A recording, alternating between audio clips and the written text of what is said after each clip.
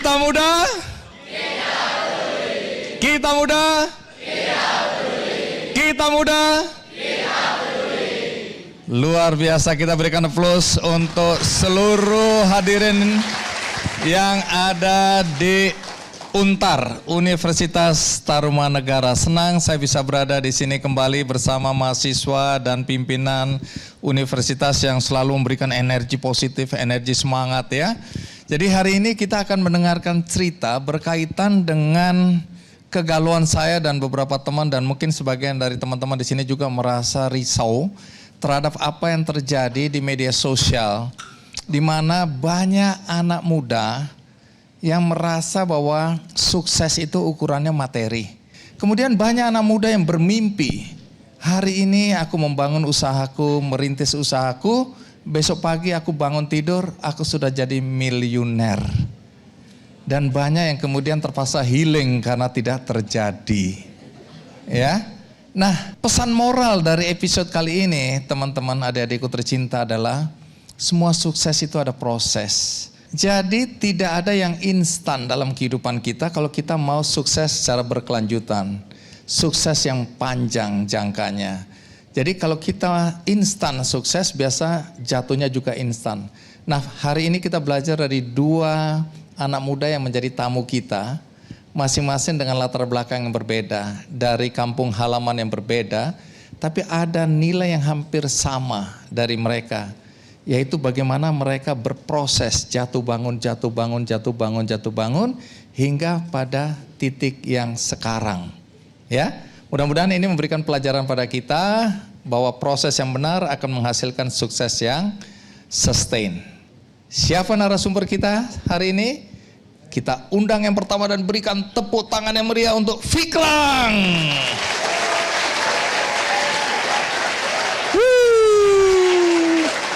Fikram, apa kabar? Kamu boleh hai-hai di sana. Halo, Assalamualaikum. Hai.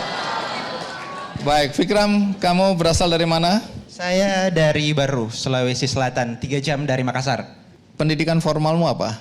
Pendidikan formal ya 1 perikanan, Unhas. Unhas Perikanan. Ya. Dengar-dengar kamu udah bisnis sekarang. Alhamdulillah. Bisnismu apa? Saya bisnis udang. Bisnis udang? Iya. Jadi budidaya. kamu udang goreng, Bukan. udang saus Bukan. tiram gitu? Bukan. Oh, apa ini? Budidaya tambak udang, sistem tambak milenial. Oke, kalau gitu duduk supaya aku lebih tenang.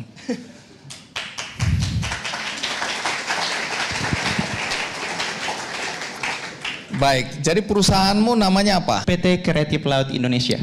Jadi tambak ini maksudnya tambak milikmu atau kamu bekerja di milik orang lain? Tambak milik sendiri, kerjasama sama tim juga.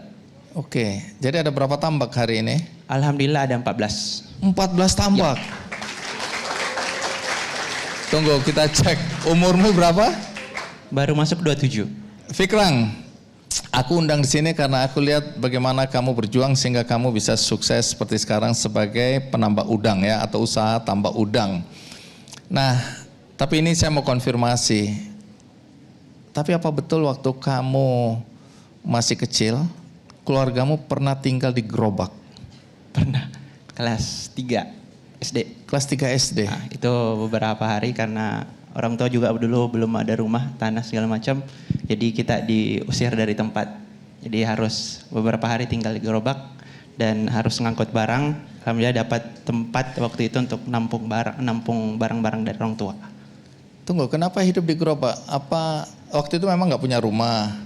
Rumah yang ditempatin itu diusir, jadi harus pindah. Orang tuamu dan kamu diusir oleh yang punya rumah? Ya, yang punya tanah. Rumah itu udah dicicil dari beberapa tahun sebelumnya, jadi nggak bisa dipindahin. Jadi lama di gerobaknya pindahin segala macam. Jadi yang punya tanah yang ngusir kalian? Ya.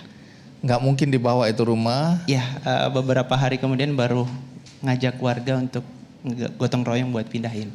Jadi beberapa hari itu setiap malam kita angkut barang, dia tidurnya di gerobak. Berapa orang hidup di dalam gerobak hari itu? Saya 3 orang dengan bapak sama mama. Kamu anak satu-satunya? Enggak, ada kakak. Cuman kakak dulu itu tinggal sama nenek. Tapi orang tua memang punya prinsip kalau anak laki-lakinya harus ikut sama dia. Oke, jadi kalau bicara gerobak itu artinya gerobak yang kita kenal, gerobak yang ditarik itu. Bentuk kotak gitu. Dan kamu ada di situ bersama orang tuamu, tinggal malam hari di situ. Iya, karena itu hari perlu mobilisasi barang juga, jadi ya tidurnya di situ juga. Pikrang. Jadi kalau bicara bisnis tambak, itu kamu mulai dari umur berapa?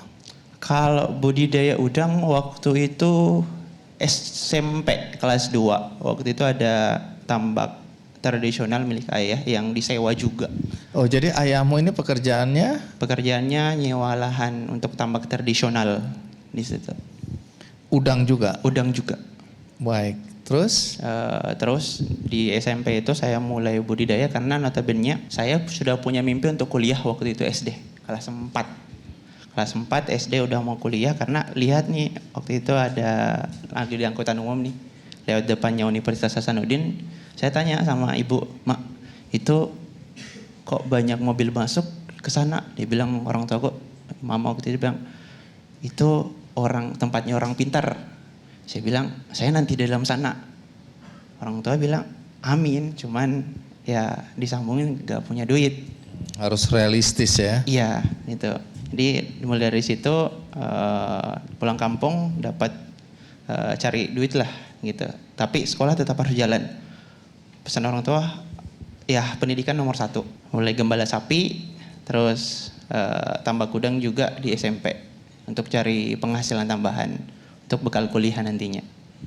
Oke, itu yang aku mau tanyakan. Dari keluarga yang relatif kalau menurut aku nih, maaf ya, miskin. Lalu bagaimana biaya pendidikanmu sehingga kamu bisa jadi sarjana perikanan? Jujur dari SSD itu saya gembala sapi. Jadi itu sampai SMA kelas 3 sembari untuk tambak udang juga. Walaupun jatuh bangun juga sih waktu itu. Jadi ngawon sapi, sapinya orang kita ngawon tahun pertama itu kalau ada anaknya pemilik sapinya yang punya. Tahun kedua milik kami. Itu saya lakukan sampai SMA. Dan waktu les pun, les sekolah di SMA saya waktu itu ada les privat sore. Teman-teman lagi jajan, kami ambil rumput. Kami kasih tahu kepala sekolah, "Pak, itu rumput di halaman sekolah nggak usah dibersihin sama petugas sekolah, biar kami yang bersihin. Cuman untuk ambil 1 karung rumput untuk dibawa ke rumah." Gitu. Itu yang saya tabung dan saya enggak lulus waktu itu bidik misi gitu. Saya harapan banget itu lulus bidik misi, tapi enggak lulus dan hampir putus kuliah di semester 2 karena yang tabungan dari SD sampai SMA itu udah habis. Jadi kamu atas biaya sendiri ya, bukan dapat beasiswa begitu ya? Sampai semester 2. Semester 3 alhamdulillah dapat beasiswa. Di saat-saat terakhir udah mau tutup besok untuk lanjut semester 3-nya. Saya udah bilang, kalau besok saya nggak ada lulus beasiswa, saya lebih baik berhenti kuliah daripada saya memberatkan orang tua, memberatkan kakak saya. Baik, jadi jurusan perikanan itu pilihanmu atau pilihan orang tua? Pilihan saya. Nah, kamu mulai betul-betul menekuni usaha tambak udang itu pada umur berapa? Bukan tambak udang sih, karena kan SMA kelas 3 udah berhenti full nih, saya udah fokus ke kuliah. Jadi 2018 saya udah mau metain nih. Ada satu beasiswa yang memang waktu itu langsung untuk pemetaan klaster lah istilahnya. Nah saya pilihnya klaster entrepreneur. Nah dari situ bisnis saya awalnya tuh bukan tambak udang. Oke, apa bisnisnya? Jualan udang juga. Tetap di dari udang ke udang ini teman-teman ya. Tapi ke BTN, gitu, perumahan. Oh, perumahan BTN. Yap. Kamu jualan udang di situ. Tapi udangnya beli. Ya, udangnya beli dari teman-teman yang bawa dari daerah. Gitu. Baik. Apa bedanya tambak yang kemudian Fikrang rintis dengan tambak dari orang tua? Tadi kan kamu nyebut tambak apa? Milenial. Tambak milenial. Apa bedanya itu milenial? Tambak milenial itu pertama dia sistemnya pengontrolan IoT. Walaupun saya basic anak perikanan, tapi alhamdulillah selama kuliah saya banyak interaksi sama teman-teman di teknik informatika sama ilmu komunikasi. Jadi prinsip saya kuliah bukan untuk kejar nilai, tapi untuk kejar ilmunya. Gitu. Itu yang pertama. Jadi di tambak milihnya kita pakai prinsip IoT, Internet of Things, dan juga di dalam kolam ini kita bisa hitung berapa sih udang dalam kolam, berapa kilogram sih udang dalam kolam tanpa harus bermain perasaan. Orang dulu kan biasa tambak tradisional, ya kayaknya udang saya ada sekian kilo, kayaknya. Itu hanya perkiraannya dia, tapi pas dipanen isinya zong. Nah kalau kita by data, by data itu dari hasil pelajaran kami di kampus, kami digitalisasi. Karena istilahnya bagaimana kami mengubah pelajaran-pelajaran di kampus itu supaya sesederhana mungkin, supaya bisa diterapkan di masyarakat yang di pedesaan. Baik, jadi dengan teknologi yang kamu pakai itu bisa menghitung kira-kira berapa kilo udang yang akan dipanen untuk jangka waktu panen itu? Iya, dan produksinya juga jauh lebih besar. Di situ saya bangkrut ratusan juta lah waktu itu. Terus orang tua kena COVID, kakek meninggal, kakak kena masalah pinjol dan segala macam yang tersebar. Itu betul-betul stres banget, dan orang tua amanahin semua masalahnya ke saya.